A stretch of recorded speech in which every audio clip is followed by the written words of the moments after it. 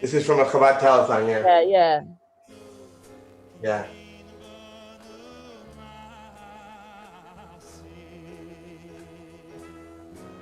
Let's see if he's gonna let me do this. This is from a Chabad telethon, yeah. Yeah. Okay, so on already.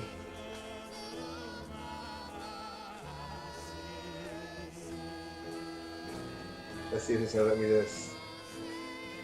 This is from a Chabad telethon, yeah. Yeah.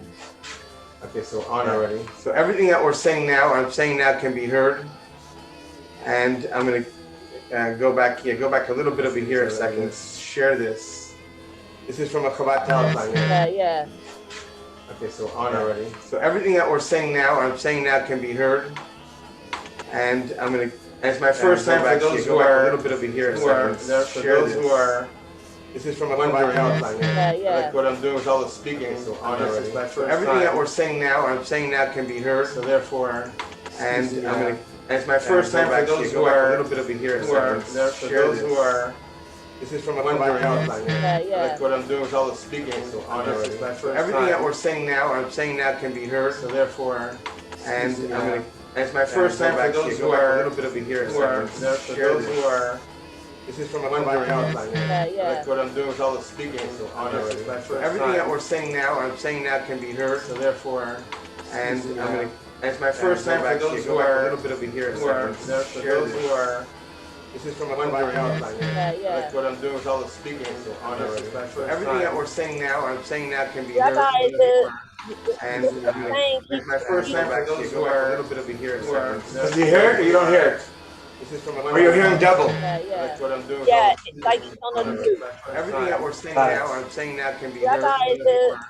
And it's my first time for those who are a little bit over here. Do you hear it or you don't? Okay, I'm on now. Okay. I apologize. 1 second. Something's going on. Something's going on. Give me a second. Definitely going on. I apologize. Give me a second. Let me see what's going on. So there's a YouTube. Here it is. Okay. There we go. Okay, now we're talking. Okay.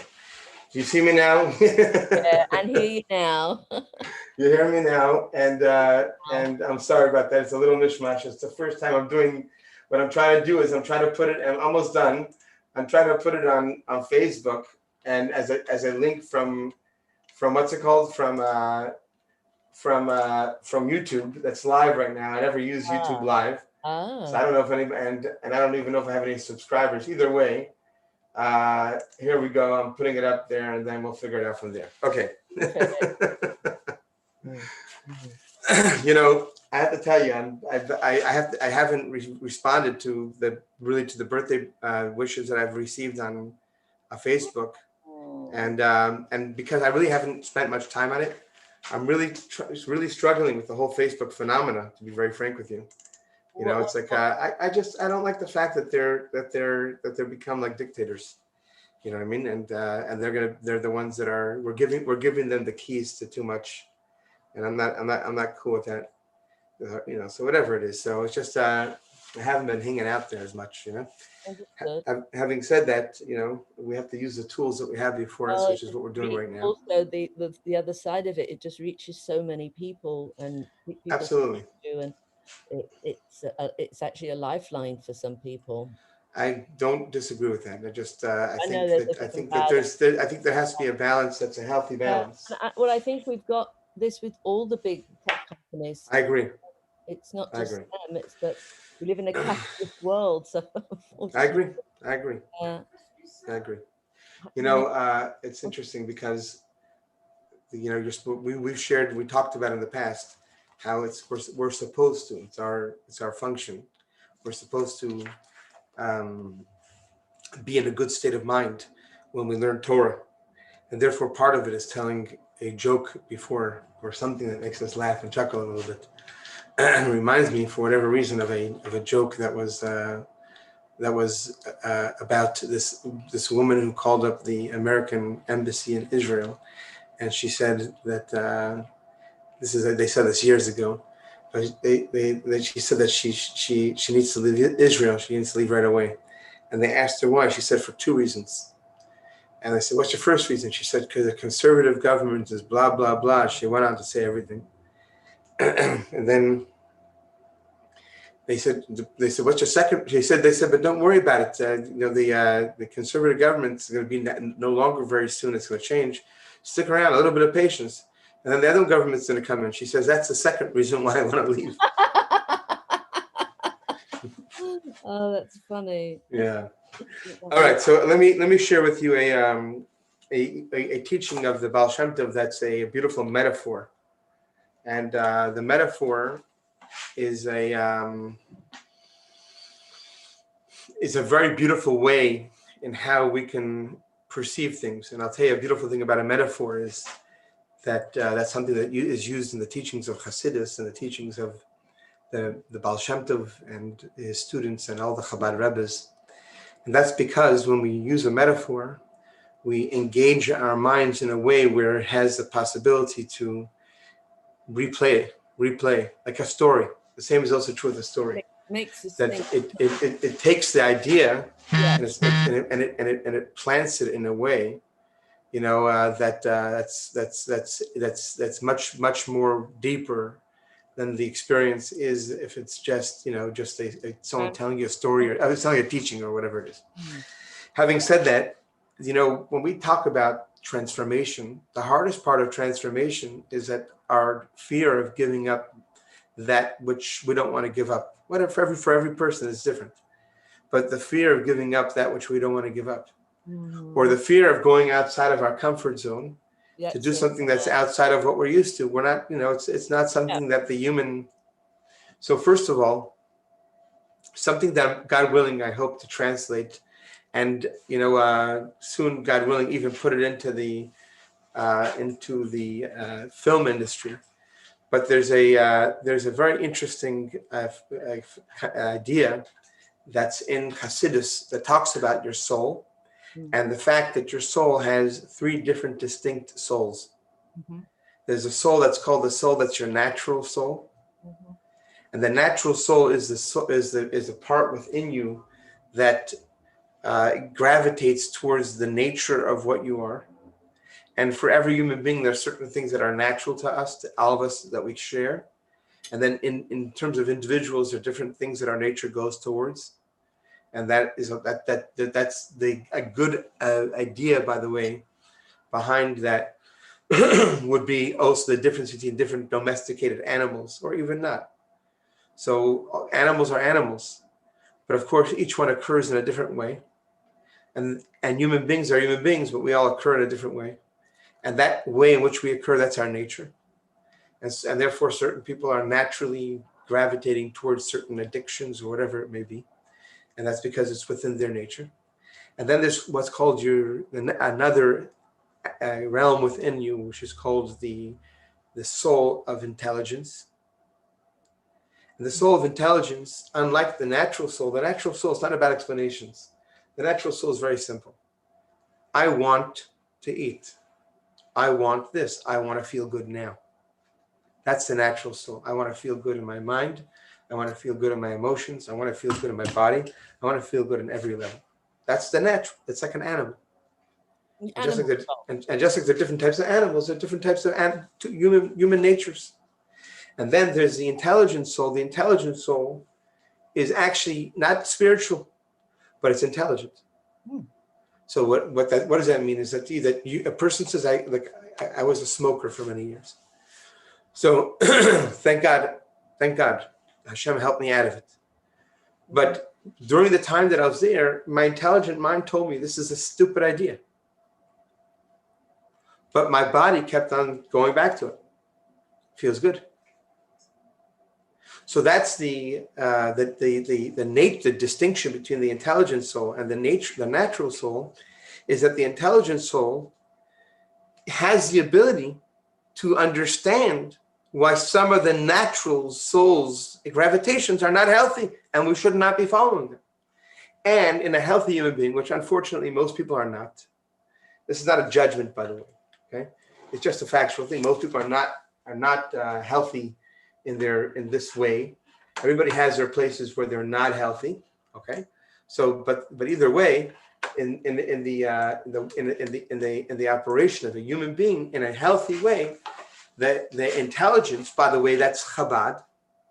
Chabad is the Chachma, Bin, and Das, which is the conception, comprehension, and applied intelligence of the human psyche that has the ability to influence the natural soul within us. So how do we influence the natural soul? So, the common one is through willpower, right? When you talk about people who took off, I brag. I think I could probably come up with a true number that I probably lost over 1,000 pounds in my lifetime. Okay. I went up 50 pounds, down 50 pounds, right? Wow. Crazy. Okay. But either way. So when you think about the times that I went on a strict program, there are different ways in which I did that. There were times that I remember when I was in yeshiva, I was like, I don't care what, I got to take off all my weight. It was the first time it happened. I ate literally a couple hundred calories a day. And within 6 months, I lost like 70 pounds. Yeah. Not a healthy way to do it. But what did I do there in terms of the conversation that we're having now is in that case, excuse me, that's embarrassing. In that case, it was as if like controlling a wild dog. That the dog still wants to be a wild dog, but the person that's disciplining it is disciplining it. Mm-hmm. So it's as if I was disciplining that part of who I was. Mm-hmm. But that lasted, but then it didn't last too long. Yeah. And the reason why is because it didn't deal with the underlying idea of what is it that you want to eat so much. You know what I'm saying? And then the conversation of health came in, and that was a much bigger motivator to me. Yeah. And it still is till today. It's my biggest motivator, obviously, right? Yeah. But then the reality is that even when I could tell you my reality, I'm not gonna say the reality, but my reality is that even in that process of understanding the importance of good health, etc. It's not difficult for me to slip right out of that consciousness and into whatever it is that's before me, and therefore there's a way in which we're supposed to deal with it. And the truth is, to be very frank, this is not a good thing. This is a reality that is a product of the inclination, the negative inclination within us, and this is a product of the force within us that we're meant to transform. But how do we do it? And thank God I just turned 50 years. So how do we do it? Birthday? I just turned 50, Baruch Hashem, with God's help, with God's blessings. And I'm still battling the Yetzer Hara. I'm still battling the evil inclination. So I share with you a metaphor that the Baal Shemtov shares with us, and something to really think about, not just in terms of your own journey, but also something as in general, very interesting. So he says, to what can this be compared to? And often that's the way that the teaching opens up. To what can this be compared to? Okay. So he says that this can be compared to a king who had a son, and he wanted to teach his son many different forms of wisdom, because he knew that the son who is his heir to the crown is going to need them. So he hired great teachers to learn with him, but they were without success. He literally had no Sitzfleisch. You know what Sitzfleisch is? Sitzfleisch means that he wasn't able to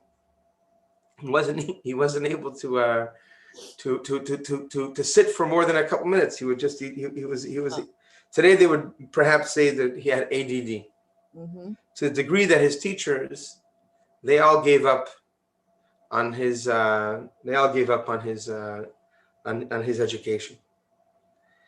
But there was one wise person that the king hired to be a counselor for his son, that he stuck with the son. And and he was there assessing while the son was being the son. And the king trusted this young, wise person. This wise person, that doesn't say young. This wise person. He trusted him that he'll help him redirect his son's energies. And the kid was a lazy bum. You know, what can I say? That's the way that he was described as, you know. He's smart, but he just wasn't into anything. And one day, the king, the wise person saw the prince, how he had his eyes on a certain girl. And he saw that he was like drawn towards her. And in fact, this wise person had a chat with his son.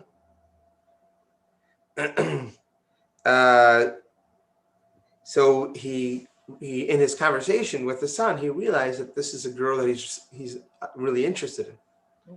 So the wise person realized, if I'm smart about this, I could use this as an opportunity to teach him all the wise matters that he has to know about as when he becomes a king. So what did he do? The king advised, the king is one that gave the advice that he should take the young woman and bring her to the court of the king. And the king commanded her that whatever the son, as much as he desires her, she should not be available to him until he promises to achieve a certain, let's say he had to learn a certain language. She said, until you learn the language, she didn't tell the king said. She said, until you learn the language, I'm not interested. So instead of the king hiring a teacher to teach him this language, instead he used his attraction to her, motivation, to motivate him to learn the language. Always. And then as soon as this wasn't fair, but as soon as he learned it, another task. She wasn't quite ready yet. She said, you still have to do something. She has to do this. And over time, that's what she learned. And in fact, by the time he achieved all of his knowledge over the years, he no longer really was interested in the girl that brought him there, so to speak. You know what I'm saying? Everything he needed to know, he already learned. She brought him to where he had to be. So her purpose wasn't to be his partner. Her purpose was to be the one to engage his desire and use it as a kind of a surfboard to get him educated. They have a saying, the donkey and the carrot. Yes, correct. Put the carrot in front of the donkey, and the donkey keeps going. So now he goes on to say that they say that when we consider negative attributes that there are in some of the students of wisdom,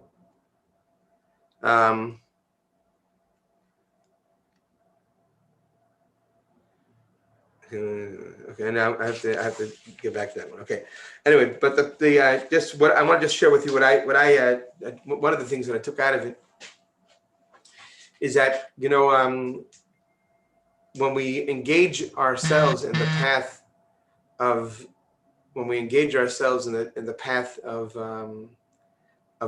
transformation. So there's the way in which we try to force it upon ourselves, certain behaviors, and it doesn't work, because if we don't have an interest in something, then it doesn't work. But the truth is that in everything that there is a mitzvah, as an example, and even the ones that may seem hard, there's a way to perform it in a way where it draws us towards it. Like if someone, for example, is, you know, experiencing a challenge with the observance of the Shabbos, So it may be a challenge to observe the Shabbat on your own, in your own surroundings. Mm-hmm. But if you were to take yourself and give yourself the possibility of having a joyous Shabbat, one where the animal self, the instinctive self, the natural self, the one we talked about earlier, the one that always wants to feel good, then in that case, it'll make it easier for us to be able to walk the path of that which we have a desire for within our own hearts. So I took from this is that the importance of finding ways that our journey of becoming closer to Hashem in our prayers, in the mitzvot that we do, that it should be something that is not because of guilt and not because of matters as such or fear, but really coming from the joy within our hearts, because when we do it that way, then we bring about the most powerful part of the mitzvah, by the way, which is referred to the shining part of the mitzvah, because when we do a mitzvah in joy, that's what happens. But also, it makes the service that we're here to do, in any part of the service that we're here to do, by figuring out a way to make it something where the exercises that otherwise would be difficult because they're disciplines, that they're infused with a sense of joy, Right. and therefore it no longer has the invisible wall that makes it difficult to make any changes in our lives. Right. Yeah, which is a big part of Hasidus, right? You do Absolutely. Joy. Yeah. Absolutely. Yeah. Find joy in something.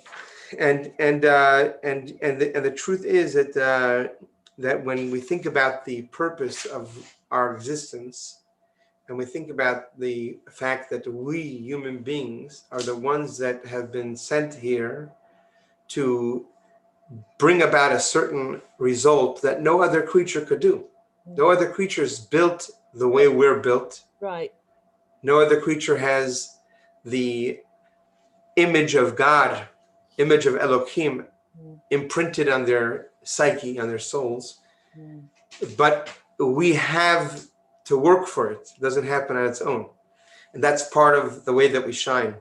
I was looking at a different teaching from the Baal Shemtov where he talks about it's the actual work that we work on ourselves. We want to say something that we shouldn't, and we stop ourselves from, because how could the mouth of Elohim speak that way? We want to listen to some gossip that sounds like it's going to be juicy, but how could the ear of Elohim listen to that? So when we do that, we shine it's just like a stone. You're rubbing against a stone. Sorry.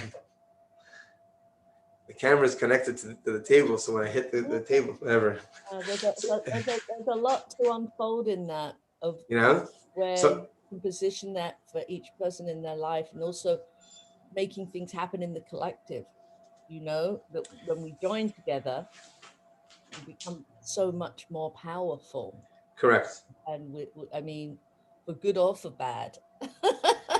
Well, I heard a beautiful line from someone yesterday. He said, it says, it says you should judge other people favorably. He says, that's not step number one. No. Step number one is stop judging people. But if you're going to judge already, then judge them favorably, But if we were to really internalize, I think there's judging, then there's having an opinion, and we have free will to make opinions. And you're not saying, you might not agree with somebody. And I think this is a big thing. You might not agree with somebody, everything they say, but just more than ever, we need to find a common ground where we can, because we have more in common with people, no matter where we're from, than I think that we do, right? I mean, Well, just look at it. Just take it from let's talk about we're having a Torah class. Yeah. So we look at the way that every other creature was made. Look at some of the great distinctions between us. Number one, most other creatures, when they get out of the womb, mammals, they're like boom, boom, boom. They're up and running, right? But we go through a process. Yeah. And that process is indicative of every part of who we are. It's not just in our physical development. It's in our mental development. It's in our emotional development. There's a certain process that us human beings go through. That you see it and observed in the way that we have to learn how to first crawl, then walk. Well, that same process occurs in everything within who we are, right? But here's the thing. the underlying truth of all human beings. Here's two of them that we should have within our hearts all the time. Number one, our soul is in our blood, and our blood is red. That's number one. No other color matters. Okay. Our soul's in our blood, and our blood is red. We all have the same color blood. We'll eat the same. And number two, the human creature, unlike every other creature, was built in what the Torah refers to as in the image of Elohim. And what does that mean? That means that those of you who are familiar with the teachings of Kabbalah are also aware that there's in one of the ideas is there's the right, there's the left, and there's the center.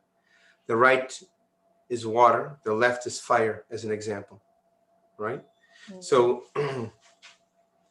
we know that the way in which that the Hashem creates the world is through a way that is all Hashem is the one force that's behind it all, and it's and everything that occurs is and everything that's occurring from the source, Hashem is the force that's behind it all. Now, the thing is that in animals, there's animals that are chesed animals, they're kind animals. And there are certain animals that are gvura animals. But in human beings, we have the entirety within us with the ability to connect to the source of the light and thus shine in a balanced way. But we have to work on it because some people are originally more like lions, more like goats, more like monkeys, more like, leopards, all different types. And in fact, the Kabbalah goes into how we discover what our animal instincts are by the facial features of who we are. I've done some of that. Yeah. So the point is that that's our job. That's what we're here for. We're here to do exactly that, And learning how to use our attributes in a positive way, right? Yes. People want to learn so many things, like to say Kabbalah. Yes. They want to be better people, and we're born with all this stuff and tapping into it. We're not. Let's become study with somebody like you. It's hard to learn how to use these things. You're out of balance.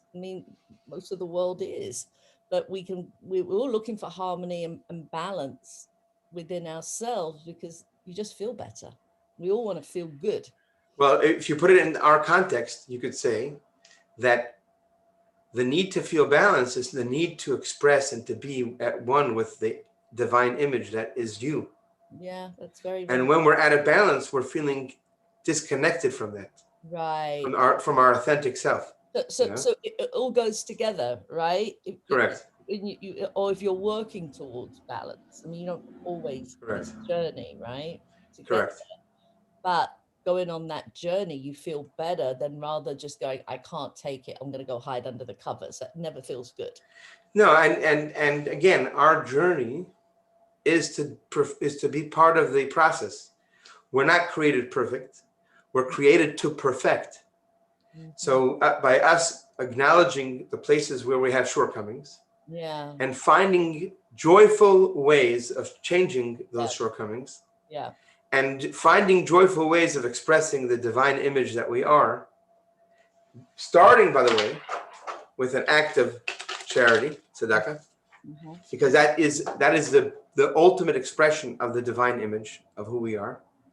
It's the ultimate thing that we can do that animals can't do, and that's go out of our comfort zone. If an animal does it, they do it within their comfort zone because it works for them, who they share with. It's in their nature. We could go outside of our nature to be a giver, and that connects us to the source in a way that no other animal could. So that's kind of the takeaway. We're doing something that's not for ourselves. Yes, absolutely. But really you are. Well, you're doing it for your higher self. Yeah, right. And your higher self is not about you. It's about us. So when you're doing it for your higher self, it's not about you anymore. Right. So it's it's about the bigger you, Yeah, and want to do something, good for others. Right? Correct. Correct. You're giving. So it's the. Well, even in giving, there are levels of giving, and the highest level of giving in Maimonides says is giving someone a job. And the reason why giving someone a job is the highest level of giving is because you give someone else the opportunity to earn for themselves with dignity. Yeah, absolutely. So if you think about it, the dignity is the highest level of the giving aspect. So why is that? Because when you really see it in its true form, we're the receivers that have whatever we have. Hashem gave it to us. Yes, through the great ideas that you may have had and the deals that you made, etc. But Hashem is your giver. So by you behaving in that way towards another, you become an extension of the giver that gives you. Oh, I like that very much. That's a wonderful metaphor. Thank you. Thank Well, you. thank you. Have a fantastic day. And lots to think about. Yes, and I'll send you the link of this on YouTube if it came out. Oh yeah. And we'll take it from there. I'd like to have that. And you're not putting it on Facebook now? Yeah, well, it is on Facebook now. I'm going to see how that came out. All I'm right. not sure. We'll take a look at it soon. No, I want do send me the link because I want to send it to someone that needs to hear this. You got it. You got it. See you next week. Are there forward. any other classes this week? There will be, but I'll send you tonight I think two other classes we're going to have this week. Okay, great. I'll try and make it.